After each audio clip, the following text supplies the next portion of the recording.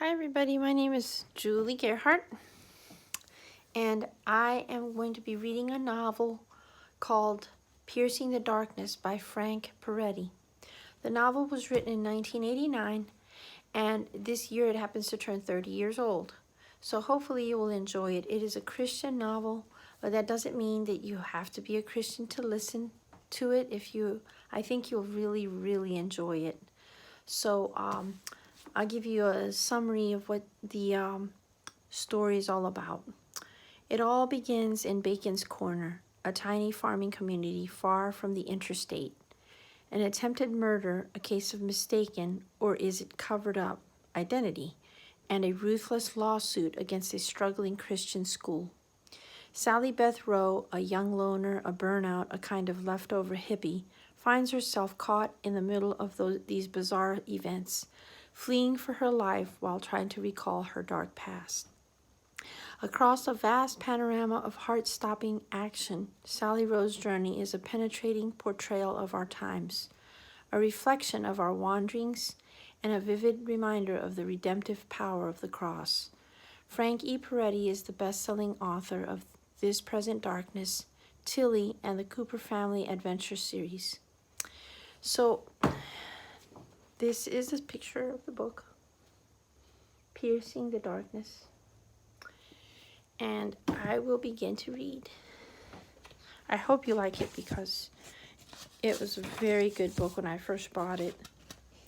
And I read the first book, but I'm sure that you can find other people have read the first book. This Present Darkness was excellent. I just finished reading it a couple days ago, and now I'm going to start the new one, the second one. It could have begun in any town. Bacon's Corner was nothing special, just one of those little farming towns far from the interstate. Nothing more than a small hollow dot on the AAA road map with exit signs that offered gas, no lodging, maybe a little food if the place was open, and little more. But it began in Bacon's Corner. It was a normal Tuesday evening. The workday was over. Supper was on in most of the homes. The stores were locking up, and the tavern was filling up. All the employees at the Bergen Door Company had clocked out, and the security guard was checking the locks. Mr. Meyer's son was bringing in all the lawnmowers and tillers in for the night at the Myers Feed and Farm Store. The lights were winking out in the local mercantile. Two retirees sat in their chairs in front of the barber shop, putting in their idle hours. The fields and farms right across the Toe Springs, Claytonsville Road were getting warmer and greener with each day, and now the evening breeze was carrying a lot of mid-April smells.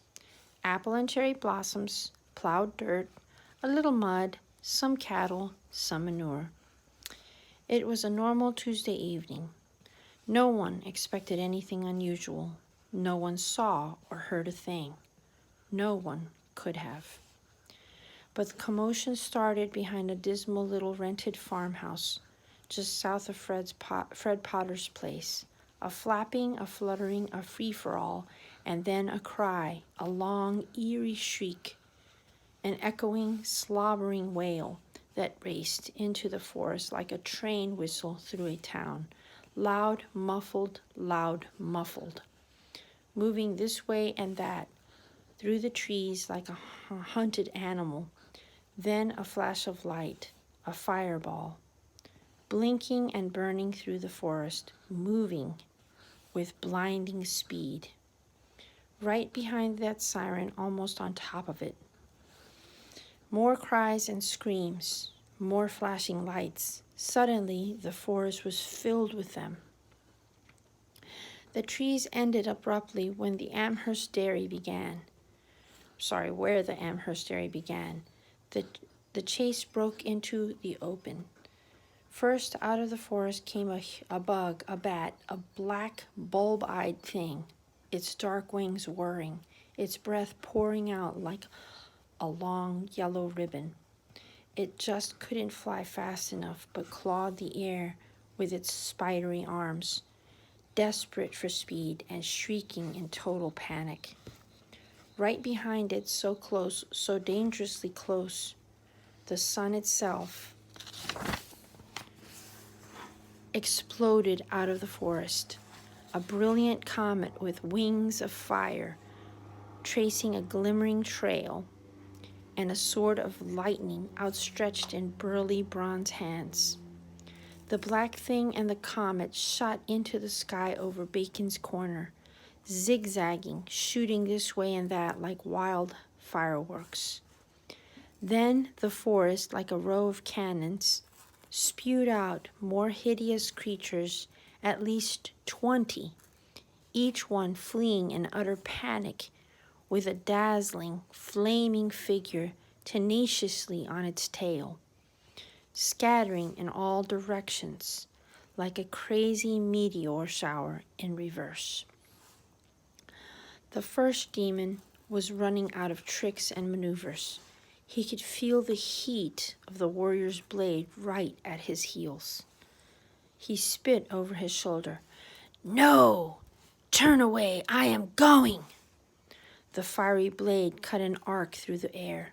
The demon met it with his own, and the blow sent him spinning.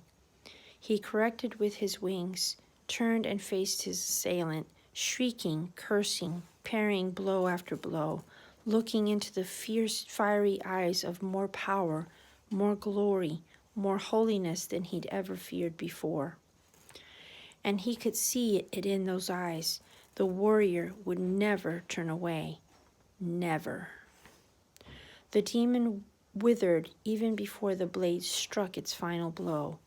It slipped from the earth, from the world of mankind, into outer darkness, gone in a tumbling puff of red smoke.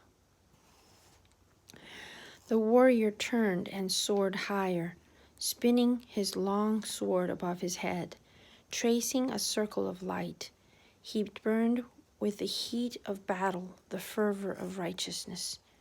His fellows were consumed with it, striking demons from the sky like foul insects, vanquishing them with strong swords, relentlessly pursuing them and hearing no pleas.